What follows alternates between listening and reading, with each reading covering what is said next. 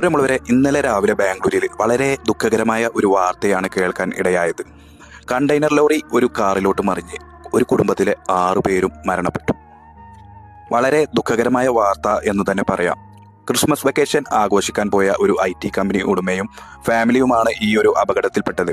Container lorry വേറൊരു ലോറിയിലോട്ട് ഇടിച്ചു കയറി അതേ ദിശയിൽ പോകുന്ന ഈ കാറിലോട്ട് മറിയുകയായി. 2 മാസം മുമ്പാണ് 2 കോടി വില വരുന്ന വോൾവോ കാർ ഈ കുടുംബം സ്വന്തമാക്കുന്നത്.